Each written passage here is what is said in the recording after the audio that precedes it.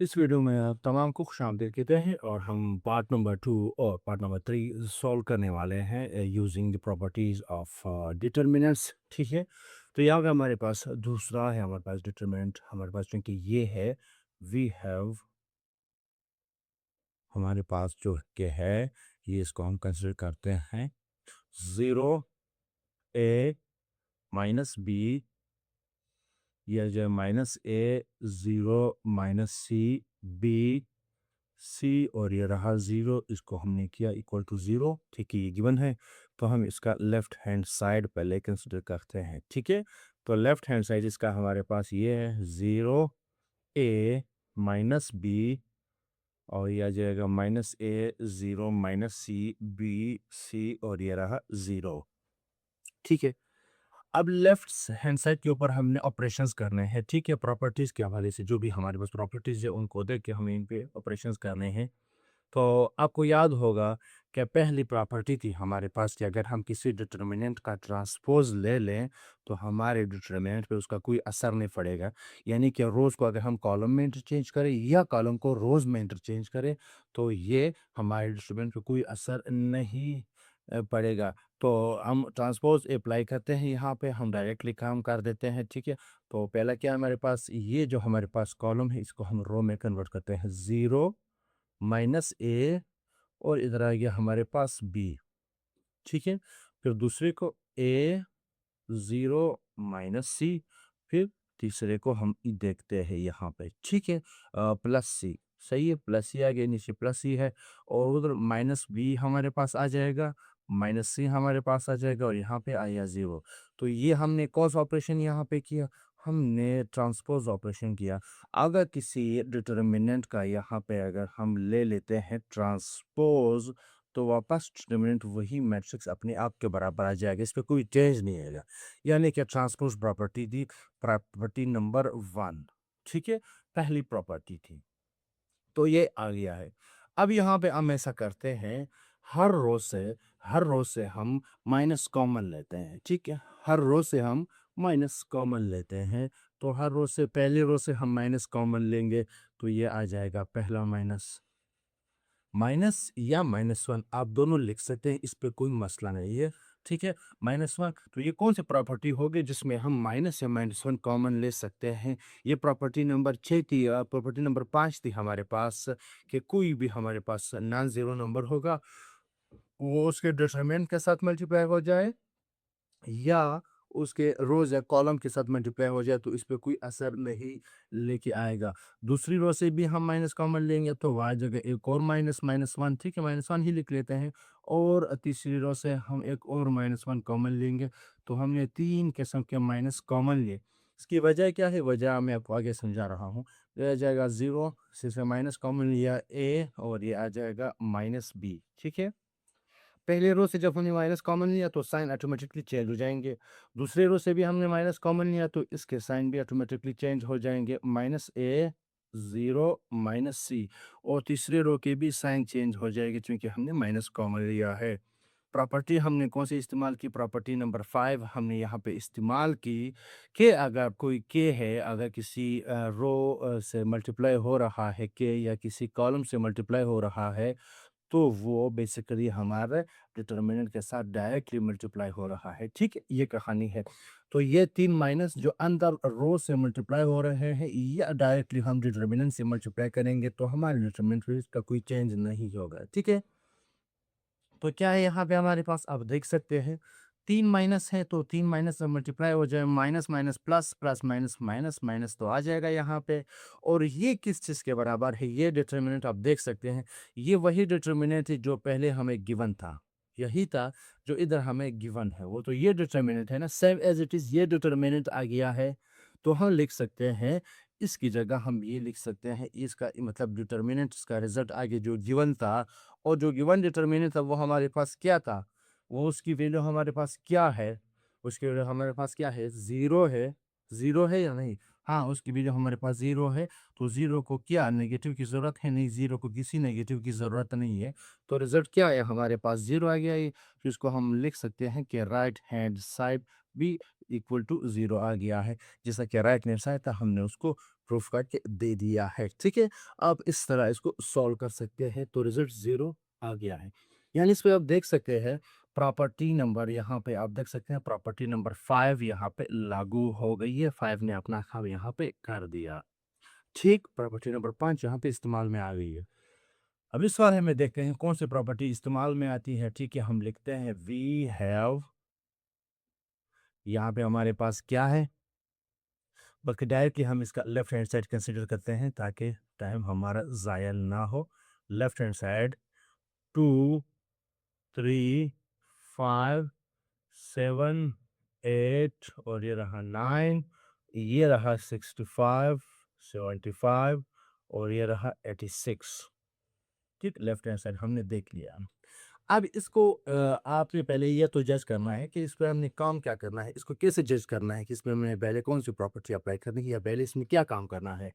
तो सबसे पहले अगर आपके 2 कॉलम्स हैं या 2 रोज़ हैं, वो कम नंबर्स हैं और तीसरा कॉलम जो है वो बड़ा नंबर है, यानी वो प्रोपोर्शनलिटी में आ रहा है। ठीक है, यानी उसको किसी न किसी कॉलम के साथ कोई नंबर मल्टीप्लाई करके उसको हमें वो रिजल्ट मिल रहा है, तो हमने वो फाइंड करना है। तो कौन सा नंबर होगा, हम यहाँ पे देखते हैं कि 7 को किस नंबर से मल्टीप्लाई किया है जो यहाँ पे 65 आ रहा है, देख लेते हैं।